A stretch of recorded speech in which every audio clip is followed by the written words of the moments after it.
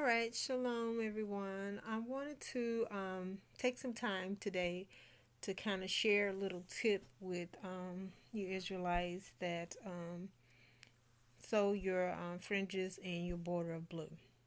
Now, I've been sewing the blue borders on some garments for my mom as well as myself for about, I say a month now, month and a half, something like that. But I want to show you the difference than my technique that I first started doing when I didn't know what I was doing versus a technique that I learned via the YouTube. So right here is my first time putting on the border of blue on a garment for myself. Now, I was using, let me see if I can zoom in. Okay, you can see.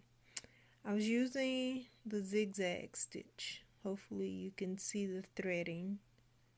You can see that threading. You can see the zigzag in it, right?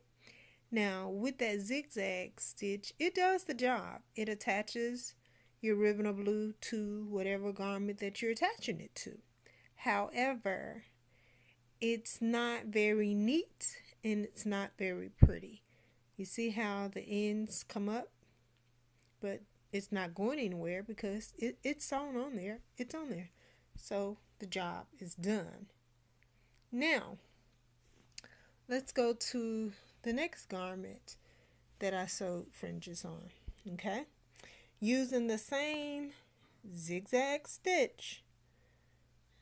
I used the same, but the difference in these two is that for the first garment, which is right here, I used the same color thread as the ribbon of blue. Okay?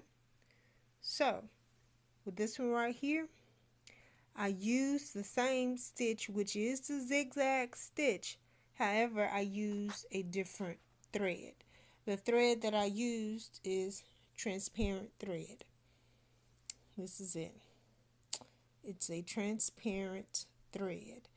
And it looks black, but it's not black. It is transparent, which means, everybody knows what transparent means. But whatever garment that I sew this with, the ribbon of blue, it's going to be sewn, but you're not going to see the thread. It's going to appear to be the same color as the ribbon of blue that you used. Okay? Hence the word transparent. See right through it. Okay? So, the reason I'm sharing this tip of using transparent thread instead of buying a bunch of different shades, let me zoom, instead of different shades of blue threads. They kind of look the same on the camera, but some of them, the lights, you can see the difference. That's a different blue. That's a blue. Then here's another blue, then a darker blue. Okay, I purchased all these threads. Now, my money is funny. All right, so I don't have money to constantly buy, different threads every time I find another shade of ribbon of blue. Okay, so these are 3 different shades of blue, so that means I would have to get 3 different threads for each one of these. When all you need to do is purchase transparent thread. Either it's going to say transparent or it's going to say invisible thread. Okay, so that's my tip for you guys today. That's one of my tips. Now, my second tip, back to this. Like I told you, I did the zigzag stitch, right? But right here on the garment that I just did today, I used, the way I did it is that I attached it from the top first, right? And I did a single stitch all the way across the top. And then I came back in and did a single stitch across the bottom, the whole length of the garment. And the difference is, I don't know if you can see that, it's really shiny.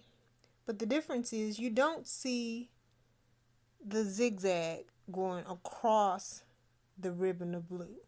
That makes a big difference if you can tell. It makes a very big difference. See how that looks versus how that looks?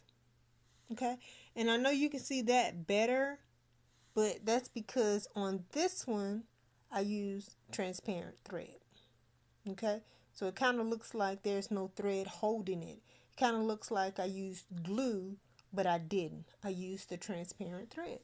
So okay guys, that's my tip. That's what I want to share with you guys, how to first how to sew your your ribbon of blue to your garment, not using the zigzag stitch, as well as using transparent thread, invisible thread, versus buying a whole bunch of different threads.